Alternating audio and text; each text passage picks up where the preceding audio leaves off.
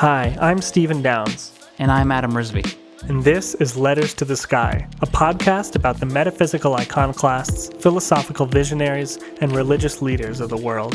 Whether you consider yourself religious, spiritual, neither, or something in between, we invite you to take a deep dive with us down metaphysical rabbit holes and learn to see your life from a new perspective.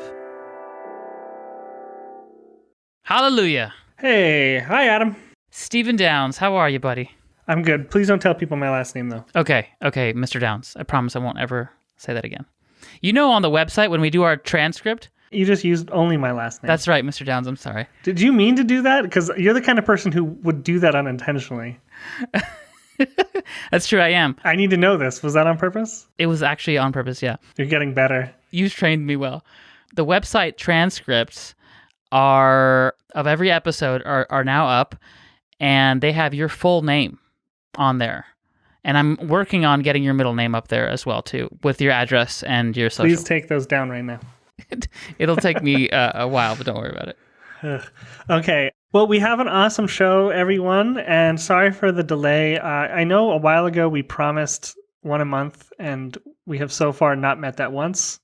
Although now that we just released one, and we're doing another one right now, so this will be more than one per month. I think on average, we might still be good. On average. Okay. Whatever you say, Adam.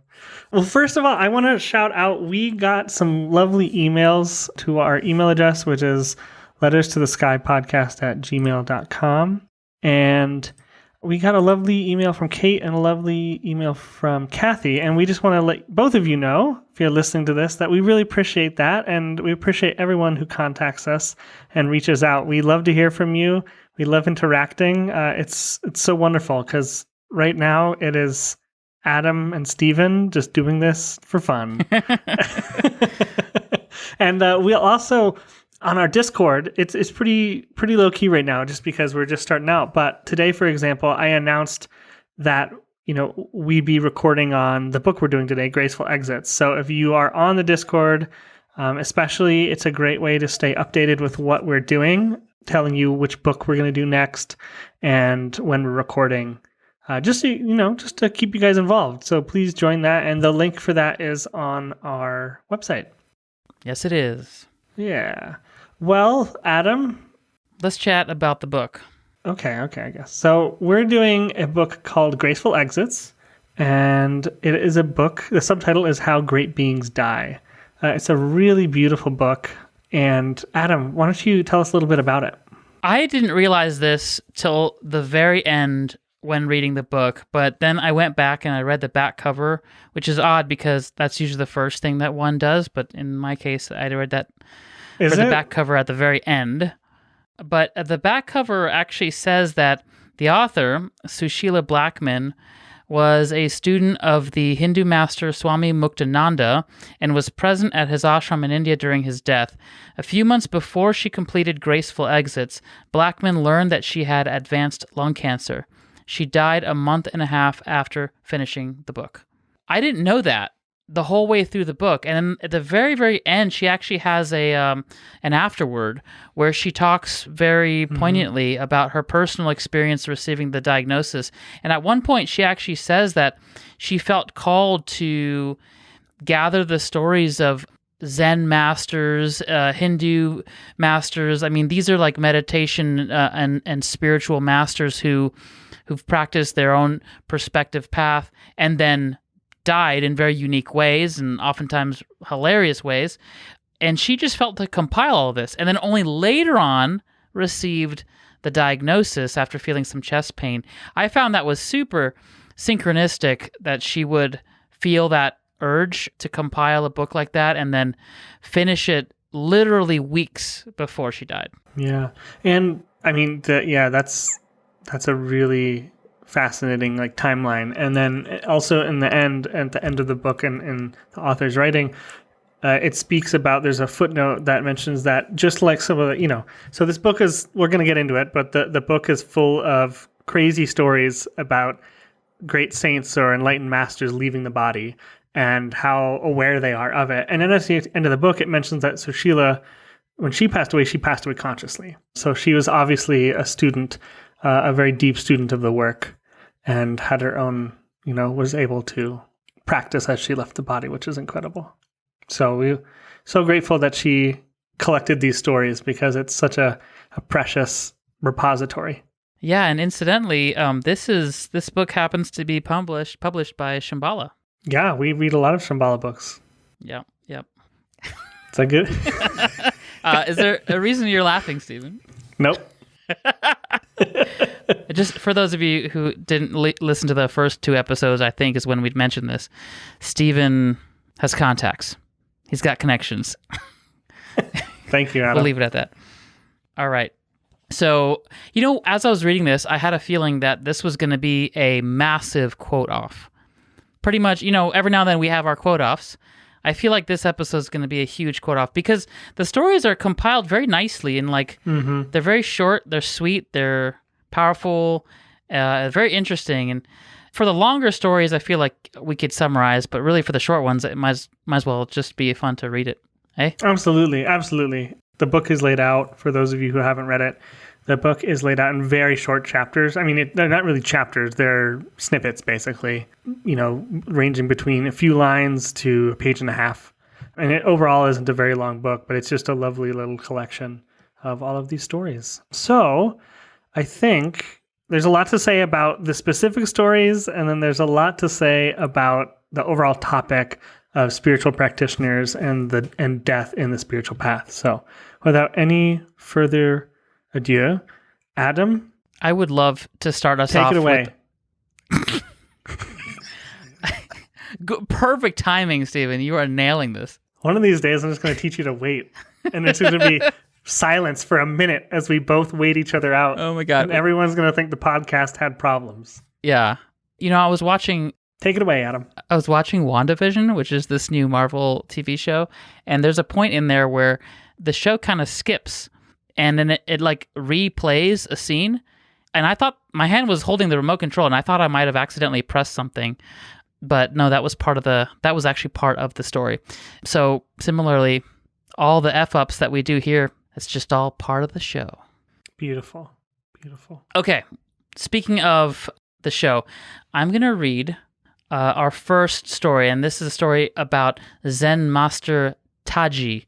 Senior disciples assembled at his bedside as Zen Master Taji approached death. One of them, remembering the master, was fond of a certain kind of cake, had spent half a day searching the pastry shops of Tokyo for this confection, which he now presented to him. With a wan smile, the dying master accepted a piece of the cake and slowly began munching it. As he grew weaker, his disciples inquired whether he had any final words for them. Yes, the master replied. The disciples leaned forward eagerly so as not to miss a word. Please tell us. But this cake is delicious. And with that, he slipped away. Oh, man. That's my hero right there. I know, man. When I've told people about this book, I always refer to that story, Zen Master Taji, because it's, well, on so many levels, there's a lightness to it, which I think is needed, right? I mean, if we make death... Okay, I'm going to say this not to take away or undercut the gravity of losing a loved one, and I certainly have, and so I know what that feels like in the moment. At the same time, I would say that all of the masters here in this book are trying to tell us something, and they're trying to tell us that death isn't real, not in the way that we think it is. If we think that we are the body, this physical thing, when that dies, then of course that's the end. It's over, But if you are able to go to a place where you realize that who you really are is something far deeper and something that doesn't end, and you can call it what you will, there's many names for it, but it's this idea of, goes back to a perennial conversation topic that you and I have, Stephen, which is identity. To what do we identify with? And I think the masters would say, if you don't identify with the body, then you can enjoy a piece of cake when you die and laugh at death and just go through that transition with a grace that is just stunning. Hence the title of the book, incidentally. Yeah, absolutely. And we'll talk more about obviously we'll be talking more about death, but I really appreciate what you said initially, Adam. And this is for all of our listeners. We know that death is a very sensitive topic for some people, and we get it. And just as you know, for me, I lost my brother at a young age. And Adam, you've lost a close family member, and you also work in the ICU, and you speak to families who are going through transition. Their loved ones are going through transitions every day, and that's your job. And so we're going to be laughing, and there's funny stories here. And I want listeners to know that we know that these are funny stories, and we have our own relationship to death as spiritual practitioners. But if you are someone who is really, you're still feeling the loss of someone very strongly, we get it. And we felt that too. And we hope you can balance both of those feelings, the kind of the humor and awareness that great spiritual masters bring to death, as well as the reality that losing loved ones hurts like hell. Just disclaimer. All right. Cake. Okay, so do you have another one for us? Oh, I got another one. Probably you're looking at your book. Along the same lines, I think. I'll just read this one, and then if you got any, Stephen, jump into the ring. I like it when you quote things. I'll have a one-sided quote off. That doesn't work. All right. This is story 44 on page 72. Master Yin Feng addressed the assembly as follows. Masters in many places have died either sitting or lying down. These I have witnessed myself. Did anyone ever pass away standing? A member of the assembly replied, yes, there was someone. The master asked, was there anyone who was standing upside down when he took his last breath? The congregation answered, if so, we have never heard of it. The master then passed away, standing upside down, with his robe still miraculously draping his body. When his followers made their plans for carrying his body to be cremated, it was still immovable, and people streamed in from far and near to see it. The master had a sister who was a nun. Happening to be in the vicinity, she came right up to him and scolded, old brother, for ages you've been flouting the law, and you must even puzzle people after you are dead. She gave him a shove with her hand, and he wobbled and fell flat on the ground. At last he was cremated, and the ashes were collected and put into a pagoda. Isn't that awesome? It is awesome.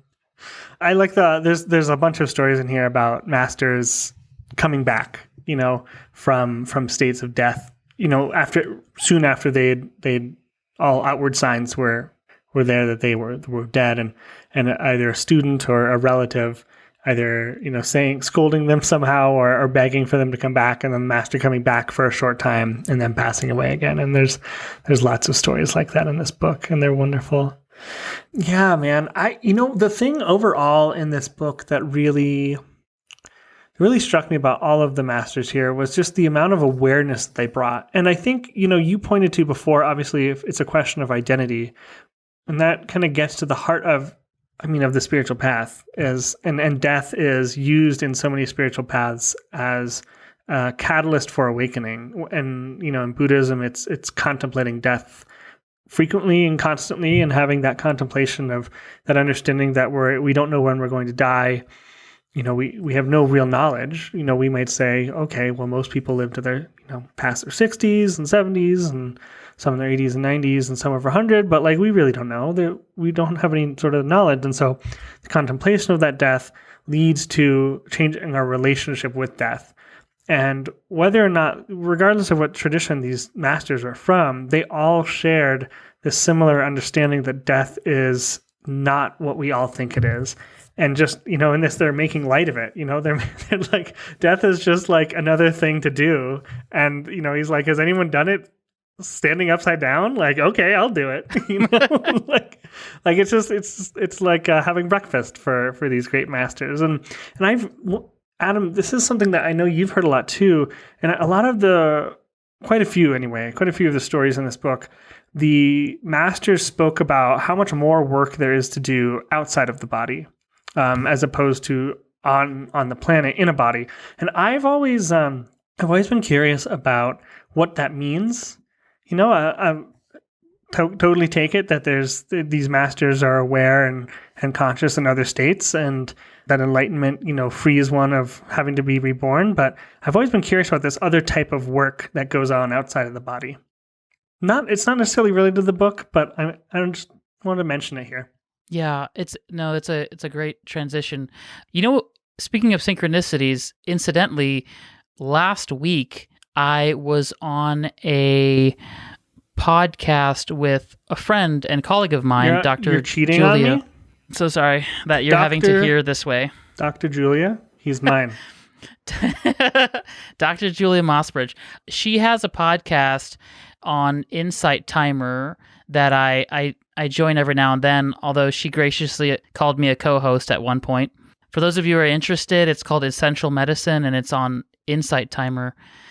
So Julia has a lot of colleagues. She's got a lot of friends, and one of her friends is a psychiatrist in Ontario. Her name's Rosalind Wilson, and I actually had a conversation with both her and Dr. Wilson about death. And one of the things which I think relates to what you were saying, Stephen, is there's a humanistic way of dealing with death, which is we deal with the emotions, the raw emotions in the moment, the psychology of losing someone, the grieving process, but there's a metaphysical side to things. And when we talk about identity, there are those who are listening to this and they may see that, okay, yes, when you die, you're no longer the body. You dissolve back into your constituent elements, and the body becomes part of the phenomenal universe. In the way that Alan Watts would say, we are basically the ocean becoming a wave, and momentarily the wave thinks it's separate, right? But the wave was always the ocean to begin with. It just dissolves back into that awareness. That's one way of seeing things. There's also this metaphysical aspect, which, if it hasn't been an experience for you, then it'll remain conceptual, which is this idea that when you die, consciousness and awareness itself does continue. The sense of I-ness, the sense of I exist, does continue. Now, that's potentially controversial for some people, but I would point you to a lot of work that's come out. Leslie Kean's Surviving Death, Mark Groper's The End of Upside Down Thinking. I think I pronounced his last name correctly. These people really compile a ton of information, all of the near-death experiences that people have experienced. Ibn Alexander's book, A Map of Heaven, and his experience speak to this idea of something continuing after you die. And I think, Stephen, that's what you're talking about, is these masters, their body may end, but there's some part of them that does continue, and that part is the part that can continue the work, so to speak, serving others, helping others, existing on another plane, if you will. Absolutely. Absolutely. I've been looking for a quote here while you've been talking. It was, one of my favorite teachers is Shunryu Suzuki, a great Zen master who moved from Japan to the States. And when he died of cancer, and it says, Zen master Shunryu Suzuki called his students together as he lay dying of cancer and said, "If when I die, the moment I'm dying, if I suffer, that is all right, That is suffering, Buddha. No confusion in it. Maybe everyone will struggle because of the physical agony or spiritual agony too. But that is all right. That is not a problem. We should be grateful to have a limited body like mine, like yours. If you had a limitless life, it would be a real problem for you." And this is, I think really beautiful. And it goes back to it actually shares a story as well in this about when the Buddha left the body. And, the Buddha is this central figure in this religion and a completely awakened master. And when he passed away, he said, "This is my final teaching, always remember impermanence."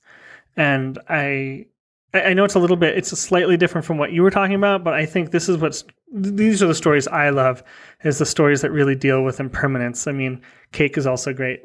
And it's about impermanence in its own way, but I really love these stories that are just about the inconsequentialness of death, of it's just impermanent, just like everything else. and how seriously we take it. Yeah, I'm going to read a quote actually from one of my favorite teachers, Dilgo Khyentse Rinpoche. I always have a smile on my face whenever I see his photo. This is the quote. "When death finally comes, you will welcome it like an old friend, being aware of how dreamlike and impermanent the phenomenal world is." And then while we're at it, let me share another quote of his. Another Dilgo Khyentse Rinpoche quote, because, he's just amazing. Okay.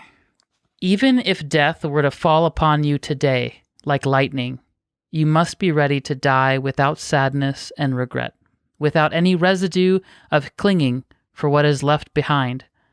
Remaining in the recognition of the absolute view, you should leave this life like an eagle soaring up into the blue sky." Oh, I love that. Oh, man. I love Dilgo Khyentse Rinpoche. Yeah, he's so good. Yeah, it's so wonderful. And so getting back to, I just want to talk about building that awareness. Have there been any particular practices or moments in your life when you've really gotten a piece of what these masters are talking about in some way? Yeah, it's a great question. The first place that my mind goes to was when I was in high school, and I had, I guess, somewhat of a near-death experience when I think I might have shared this with you, which is that I was rock climbing with my sister above the Potomac River in Virginia, and I had anchored the top rope on the top of the cliff and threw the rope down, and then I hooked myself up to the ropes and I started to rappel down. My sister was already down at the bottom, and the rope had not been done properly initially, so that when it was hooked up and thrown over, it was unequal. So I started to rappel down, and one end of the rope actually slipped through the harness, and the whole thing came undone. And I was about 55 to 60 feet above the ground. This is really high. Wow. Yeah, and what happened in that moment is my mind went blank. And everything slowed down. Everything got very slow. And I started to fall. My foot got caught on a couple of times on some shrubs along the cliff. And it kind of turned me horizontal so that I was falling sideways as opposed to head first or leg first. And right at the very end, my foot and my arms got caught on some other shrubs and small rocks on the edge, and presumably that slowed my fall enough where when I landed, I had a very small hairline fracture and nothing else. I was totally, shaking from the shock of it, but I wasn't seriously injured. But in the moment, or while I was falling, everything became very, very peaceful, very peaceful. And I was fully aware of the fact that I could die, but I didn't. It's like I didn't even have time to be afraid. It was just a great sense of peace. I didn't, of course, tap into that part of myself that I knew would continue onward, or at least not consciously, but what I was aware of was a deep sense of peace. And I think that's what these masters feel. I certainly get the impression when I read these stories, no one's agitated or anxious or afraid when you read these stories. There's a deep sense of peace and acceptance of what is, and so much so that there's a lightheartedness and a playfulness on top of it. Absolutely, absolutely. Oh, wow. I had a similar experience also with rocks, also with climbing rocks. I wasn't climbing rocks, so I was scrapping up boulders when I was in middle school up on St. Mary's Glacier in Colorado. And there's a boulder bigger than I was, tall-wise. Right? I was probably 5 foot, 5'2" or something like that at the time, and dislodged it somehow. I was in the middle of this boulder field, and it rolled back on top of me. And I remember oh, this is it. This is how I die. And I fell in front of the boulder as it was rolling. And I just so happened to fall between two other rocks. And the way so the boulder rolled over my hips. And the way I had fallen was just enough so that the boulder hit the rocks that I was laying between. It still hit me, but not enough to break anything. But it rolled over me, and I could feel it. And I definitely remember, even now, having this moment of really, I was calm. I was fully aware of what was going on, and I was just watching it. And again, I didn't have any sort of awakening, any sort of awakening experience around it, but there was definitely this like different level of consciousness as death was approaching, so to speak. And I think in not to diminish the awareness of these masters, but I think there's some tie there of the awareness of death and the awareness of the moment of death and it happening and developing that presence with it. What you're talking about immediately made me think of one of the stories. So I think what both of us are maybe alluding to is this idea of meditation in action. And these two experiences perhaps were not consciously done that way, but there is an experience of going to a place of peace and stillness, which you could argue is meditation, but you're doing that, you're in that space while the world is going on, while you're driving, while you're at your work, while you're talking to someone even, or, you're, in my case, while I'm in the hospital and taking care of patients, this idea of being in that place in action.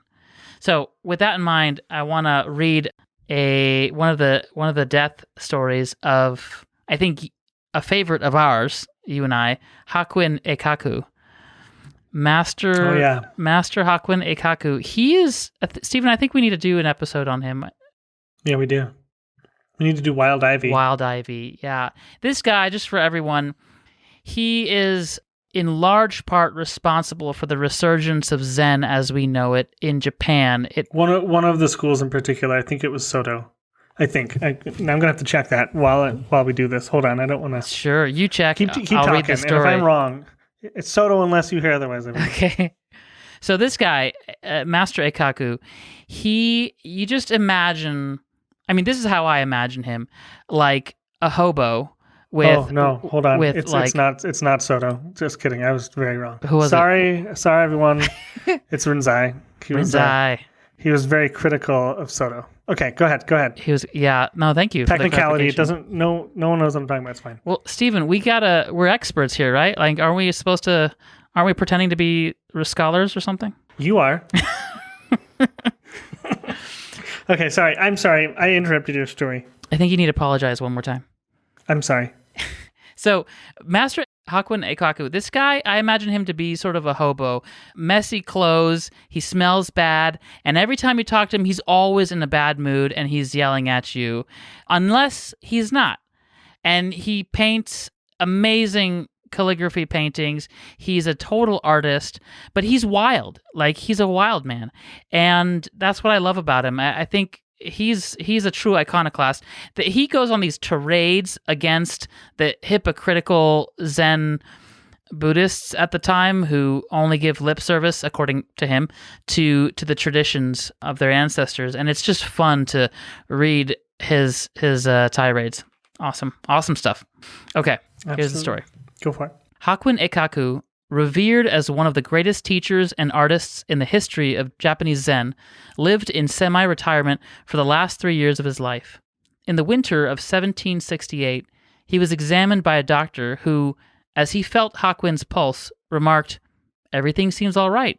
Hakuin grumbled back, "Some doctor. He can't even see that in 3 days I'll be gone." At dawn, on December 11th, Hakuin awoke from a peaceful sleep, let loose a terrific shout, rolled over on his right side, and died. After his cremation, Hakuin's ashes were said to be the lustrous color of coral and as fragrant as spice.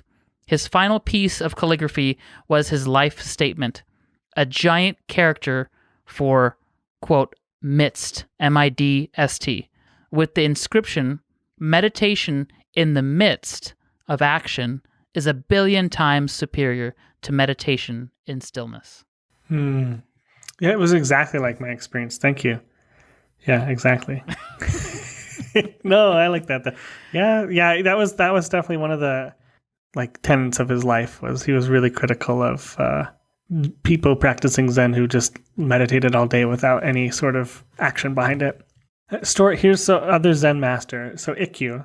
This is a story about another person, but Master Ikkyu is in it. And if you don't know, I don't actually remember reading in this book, but one of the supposed death poems of Ikkyu was really funny and about his bowels moving as he leaves the. It's like now.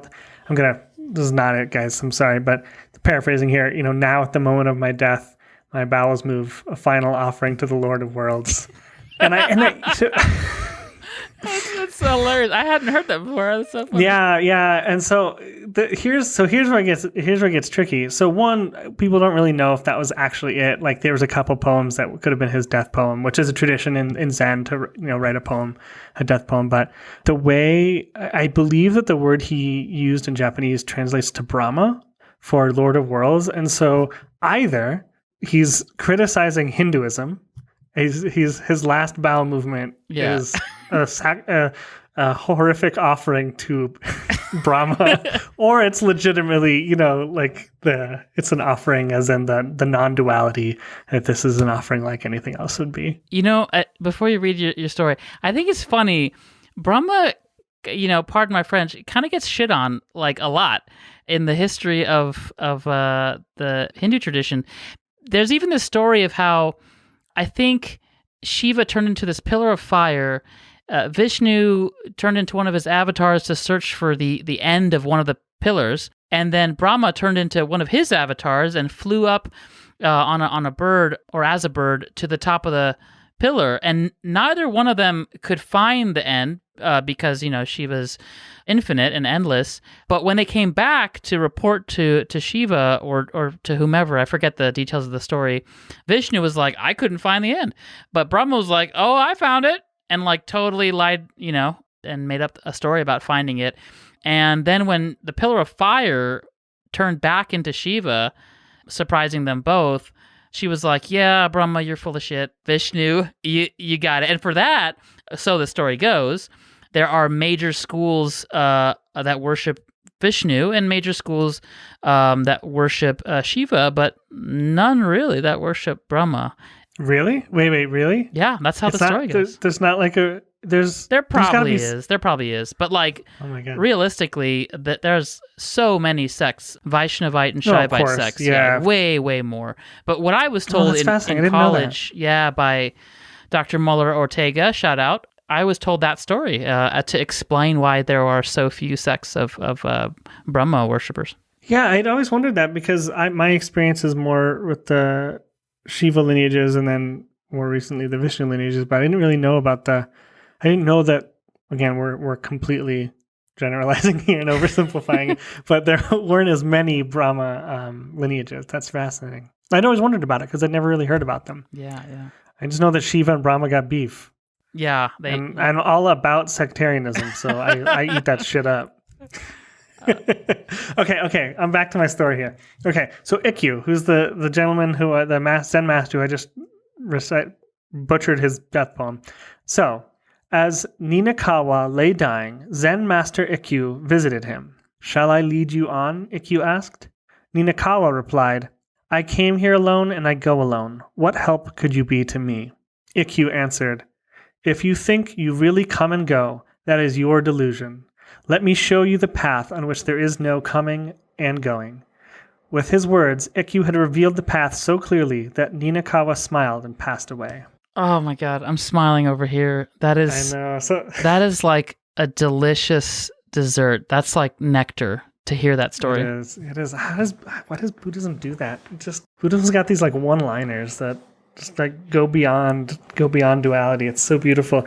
Yeah. So this is, that was a story about a master actually using someone's death experience to awaken them in some fashion. And it's just so blown away by what these masters are capable of. Yeah. No coming and going. So and for those of you, just either if you didn't quite catch that, Master Ikkyu, go out and buy the book, and it's on page 109. And this is actually worth contemplating, meditating on. I'm not sure what people's practices are, but in Japanese Zen, there's this idea of koans, which is you hear a story or a phrase and you contemplate on it. You just put your mind there, and the act of doing so will take you to deeper and deeper truths of that particular phrase or story. And for me, this is one of those things very much worth contemplating.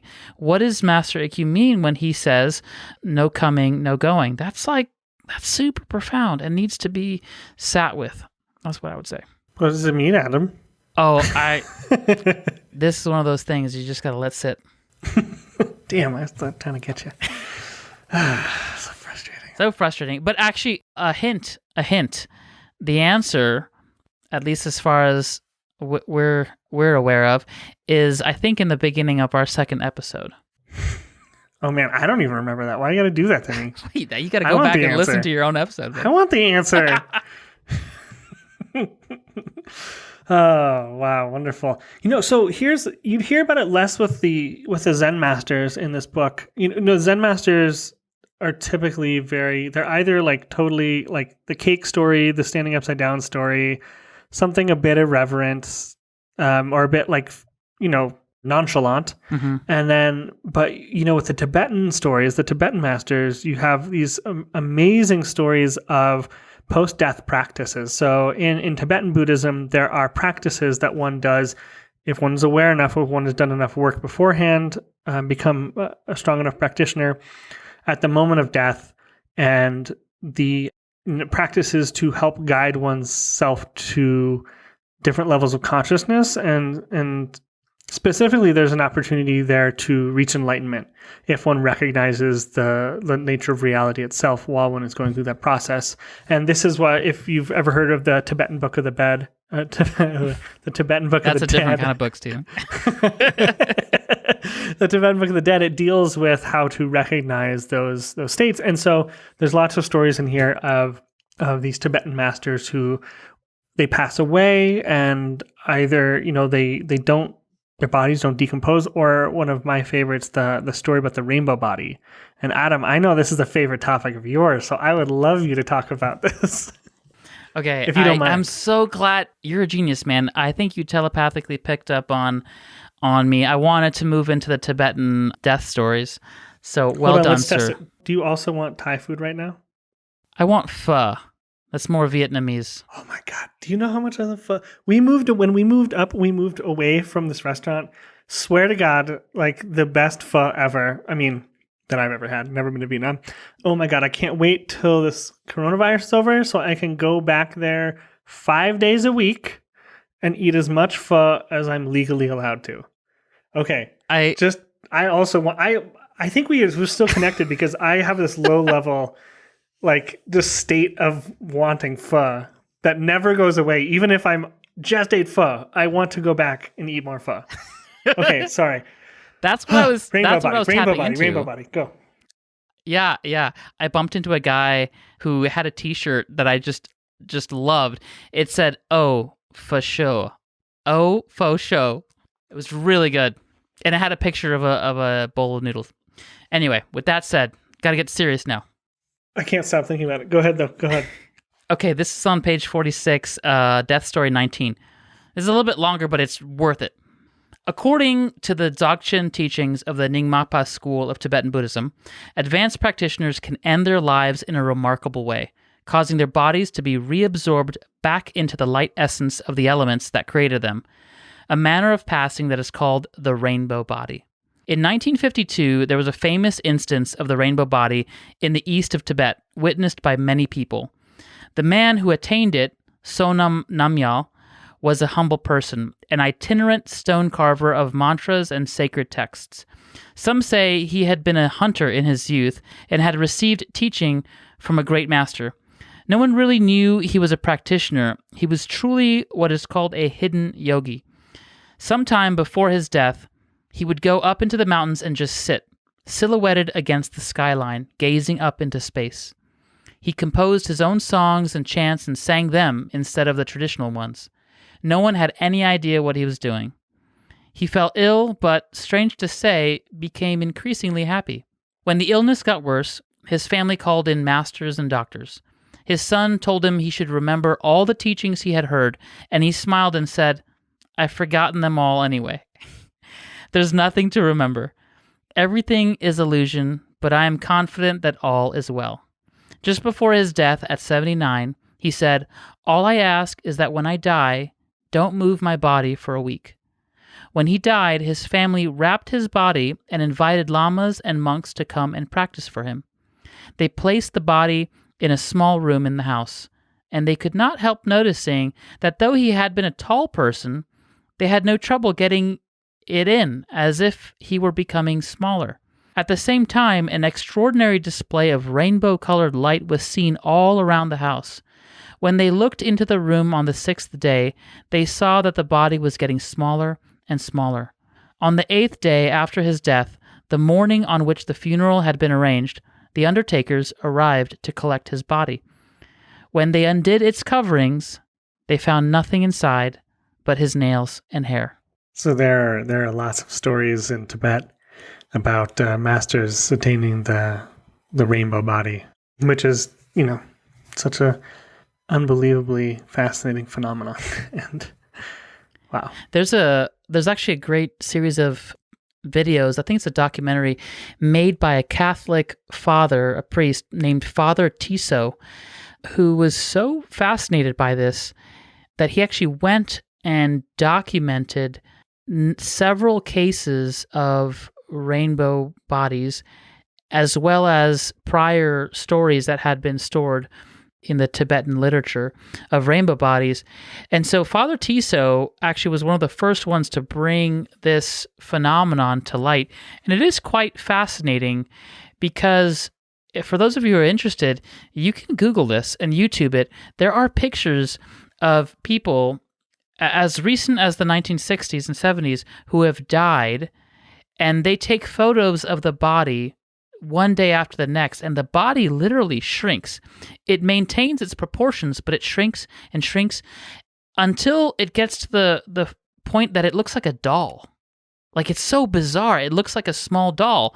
And in some cases, as in the case of this man, Sonam Namgyal, the body will dissolve altogether and only hair and nails remain. But there are other stories where it's not complete, and then a miniature body remains, and they often take that and they put it in a shrine and they surround it, and there are glass windows so people can come up and take a look at it, devotees and whatnot. But I find this one of the very many instances where one has to question the nature of reality.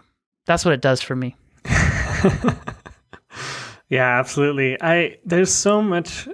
The world, when you read these stories and you're in these traditions, you really get the breadth of the gulf between normal, everyday, the worlds that we inhabit. Our careers, our families, our hobbies, and then the depth of the spiritual practices that go into being able to consciously leave the body in a way like this and to do these practices. These aren't like one-off events. These are.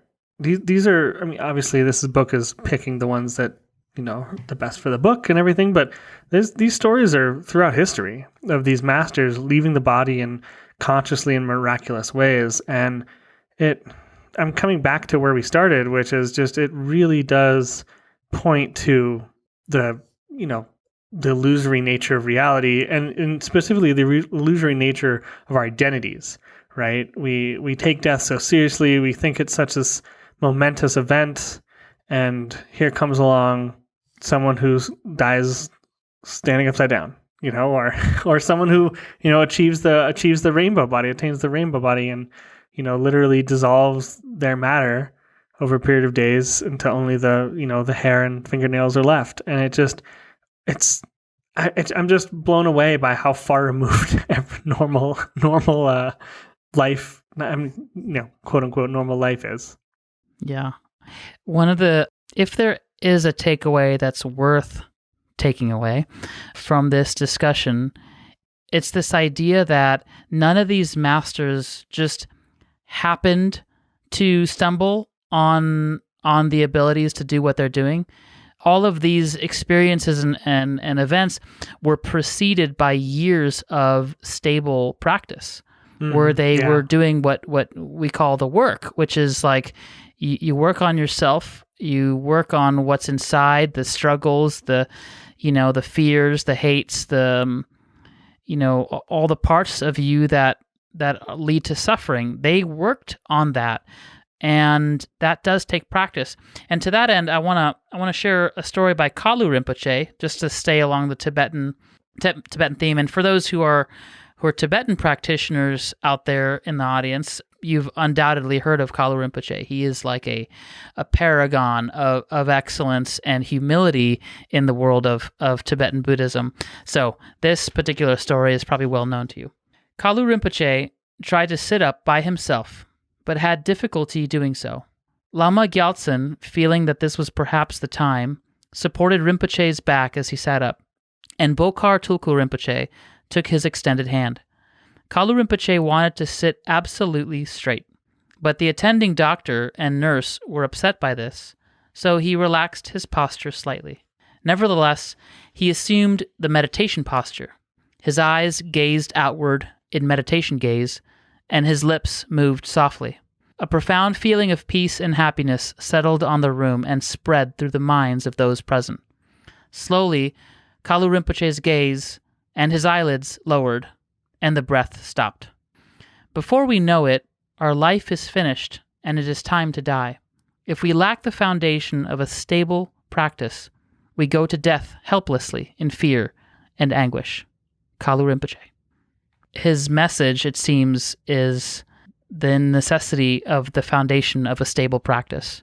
And that could be anything, really. I wouldn't take this to mean, okay, now you got to follow Tibetan Buddhism and do all of that. But whatever your practice is, do that and do it consistently. Go deep into that particular practice. But it has to be stable, and it has to be done regularly. That seems to me, when I finished this book, I was very much touched along those lines. I do have a relatively stable practice myself. I meditate daily, but there's something that this book did for me that was just like, all right, let's take it up a notch. Let's go deeper. Let's, the sense of commitment just got deeper.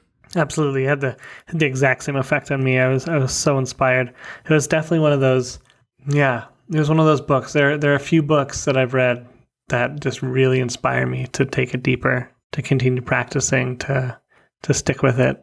And this is definitely one of them. Any other stories you care to share, my good friend? I'm not really coming to mind. It's a really solid book. It's short too. It's what is it? Give me a second. 149 pages with the afterword. And it's really powerful. I'd recommend anyone, if you're listening and you haven't read it yet, and you're someone who is like this conversation, I'd pick it up and kind of keep it close and look at it frequently, and kind of let the lessons of the book and the stories themselves both inspire you and challenge you to keep death in mind. As what is it? People who speak Latin say memento mori. Is that memento mori? Yeah. That's the Western version. Remember death. Yeah. We'll have a Stoicism episode at some point too, where the idea of memento mori comes up. I would love to do that. Wonderful. Yeah. I think I'm satisfied. Yeah. I Sushila Blackman, Ms. Blackman, if you're out there and you're listening, I know she's since passed on, but I feel that we were able to do some justice to the work that she created, and I don't think she would have realized that there would be two random guys, talking about her book and sharing her work to others. And for that, it makes me happy because, it doesn't seem like she wrote this necessarily to be like a bestseller. She really was just processing and facing courageously her own mortality. And I'm so grateful that she did it, because she created a sense in us of deepening our practice and hopefully an opening in others who are listening to this. Absolutely. On that note, sir, thank you very much. Thank you. Yeah, for those listening, email us, letters to the sky podcast at gmail.com. We so love getting emails from you. If you have a book that you would love us to talk about and read, or a particular iconoclast that is worth discussing, shoot us an email. Also, you can go to our website, letterstothesky.com, and we have a contact form there that you can fill out. Yeah, absolutely. We definitely want to hear from you. We love it. It's so wonderful to know that this isn't a complete vacuum. It'd be okay if it was too. I mean, yeah, we're still doing it anyway. All right. Well, I don't know that we've decided on what book is next. Originally we were going to stay in line with some Western esotericism just to keep going down that. We've had a couple episodes on it now. Adam and I go back and forth between like, do we stick with one topic for a while or do we jump around and kind of cover a wider area? And I know over time we'll get there, but I don't know if we've decided on that yet. So if you do have a suggestion, let us know. We do want to hear from you. Let us know. All right, Steven. All right. I will talk to you next time. See you, buddy. Bye.